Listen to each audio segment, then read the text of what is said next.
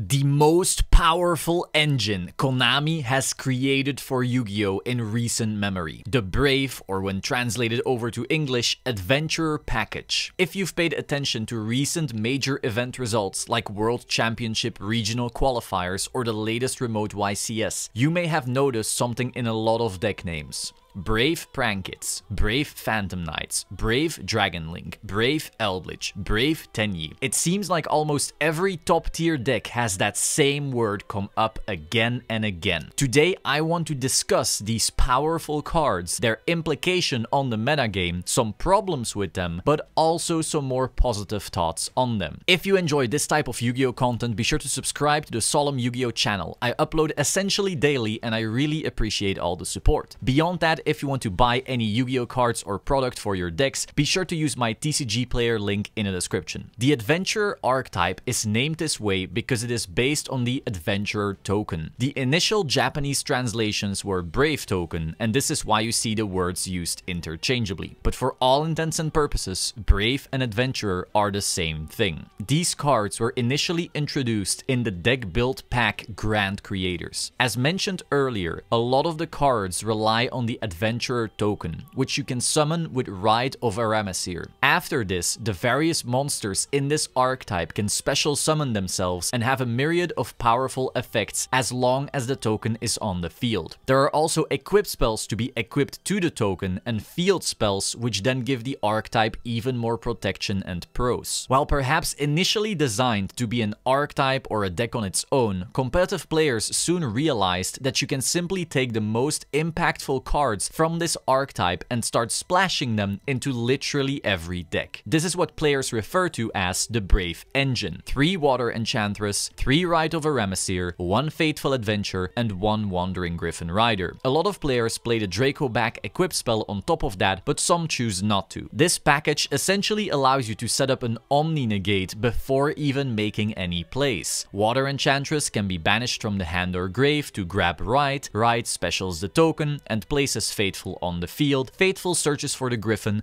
Griffin specials itself out, and boom, your Omni Negate is ready. This means that you can now do all of the combos your actual deck wants to do without being interrupted by a hand trap. Because if your opponent were to activate Ash, Nibiru, or anything like that, the Griffin can just negate and destroy it. Beyond that, this Omni Negate also stays on your field. So if your opponent didn't use a hand trap, they now still have an Omni Negate to deal with on their own turn. But that is not all. The Griffin and the token both have 2000 attack, so if your opponent fails to break your board, dealing lethal damage to your opponent is easier than ever. You just need to make monsters whose combined attack is 4000 or higher and you've got game on board. The Griffin also shuffles itself back into the deck when negating the opponent's effect, so now when it's your turn again, Fateful Adventure can search it back. Beyond that, the token will not be destroyed the first time it is attacked thanks to Draco back with Fateful Adventure. And Draco back can also bounce a card back to hand, meaning you get around anti-destruction effects and also break boards more easily going second. This engine essentially does it all, and because it all starts with a simple single spell card activation, it often doesn't take away from any other strategy. You still get to normal summon a Prank Kid and link it off into Meow Meow. You still get to make Cherubini and PK. You still get to link off a dragon into a Link 1 in Dragon Link. It is incredibly splashable and makes these decks better and less interruptible. Beyond that, some decks have even started innovating on the engine by using the engine's monsters to make even better monsters. The Brave piles we're seeing, where people play a higher amount of cards in their deck, often 60, often combine the Wandering Griffin Rider with a level 3 tuner to make Baron de Fleur, essentially turning one negate into another negate but on a more powerful body. They can also simply use the bodies to create Halka Fibrax with another tuner and combo off from there. The Brave engine doesn't stop at just setting up a negate. It essentially makes 2 monsters out of 1 spell, and that by itself can already be powerful. Now, how does this impact a meta? I think a lot of us already see this. Obviously, a majority of top decks currently play the engine, and I assume this will only increase with time. There is simply very little point in not playing a free Omni Negate and Disruption. Some argue some of the cards in the engine are bricks, and that may be semi-true,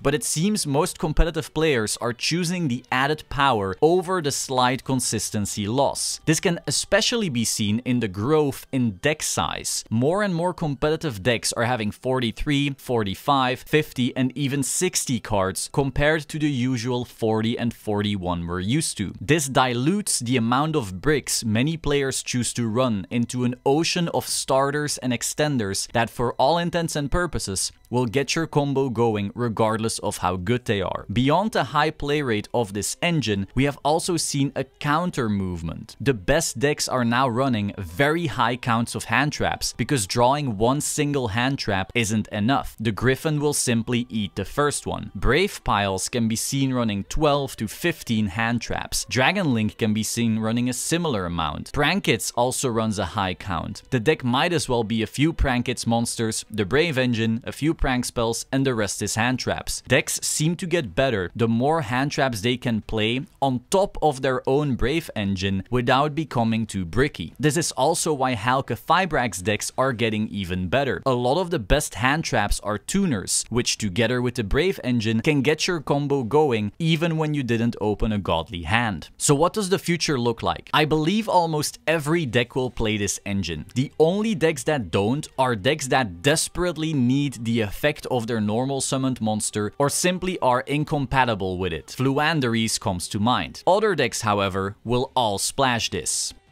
if they can afford to. And that is where the first problem begins with these cards. The Adventurer cards were printed in a deck building pack where they were quite hard to pull. At the time of making this video, Rite of a Remissir is 65 euros in Europe and $60 in the US. Water Enchantress is 45 euros in Europe and $57 in the US. You need 3 copies of each to play the engine at full power, and thus you'll be spending at least 300 euros or dollars to acquire these cards, usually a bit more than that. This is a massive barrier to entry and essentially creates a power gap between players who have the money for these cards and the players who don't. Obviously, Yu-Gi-Oh has a history of such power gaps, but it hasn't been this ridiculous in a long time. I'll spare you a rant about the cost of Yu-Gi-Oh, but it's currently hard to judge whether half the top decks in the YCS weren't running the Brave engine because they had a strategic reason not to, or because they didn't own the cards. Except for Pack. I don't think DDD can run Brave. Good job, bro. Love you. Beyond the cost of this engine, there is another argument I see popping up against this engine, and that is it homogenizes deck building. All of these decks are the same. Every deck plays the DPE engine and Sightlock and Brave cards. Where is the creativity? This is an argument I honestly disagree with. At every point in Yu-Gi-Oh's metagame, there have been staple cards and staple engines that almost every deck ran. There have always been power cards that warped formats around them, and there is still plenty of creativity going on in deck building to ensure synergy between those staple engines and the archetype or cards you choose to run alongside it. The DPE that Drytron makes is a very different DPE than the one PK makes, and equating them as the exact same thing is just very surface level analysis. In the same way, the applications of the Brave engine in the PK deck are very different from the applications of the Brave engine in the Halka Fibrax piles. I will even take this a step further. I'm having a lot of fun figuring out how I can use the Brave engine in a variety of weaker decks to make them more powerful. My Toon deck might be weak, but hey, with an Omni Negate slapped on top, it becomes a little stronger. With a card advantage generated from a single Rite of a Remissir, it hurts a little less that I'm minusing with every Toon card I activate. And the same is true in a variety of oddball decks where I get to play with this engine. Now, I understand this engine obviously helps a top tier deck get stronger as well. I'm not saying this hypothetical Toon deck is ready to topple Tenyi, but it's still nice to experiment regardless. The sad reality is just that not everyone has access to that experimentation like mentioned before. I believe this engine will have a very similar fate to the Striker engine. A few years ago, we saw this ridiculous plussing Striker deck come onto the scene, and the sheer free plussing that Engage gave led to it being splashed in certain non-Striker decks. This effect is obviously much larger in the Brave engine, but I do feel the comparison is still fair. Over time, the Brave engine will get hit on the ban list until it becomes less and less overwhelming. Engage going from 3 to 2 to 1 and so forth could be compared to Rite of a Remesir going from 3 to 1 and perhaps the Enchantress going from 3 to 2. This makes it so you only have 3 starters and 3 engine requirements, and it'll make people think twice about whether or not they still want to run the cards. If your deck is able to perhaps Foolish Burial the Water Enchantress, it would still play it, whilst if you can't, you may not. Now, if you're against the Brave engine and you're already jumping in your chair from the sheer excitement of this idea, I'd settle down for now. Grand Creators just came out, and historically, Konami doesn't like instantly hitting new cards on the ban list. It is very possible that the reign of the Brave engine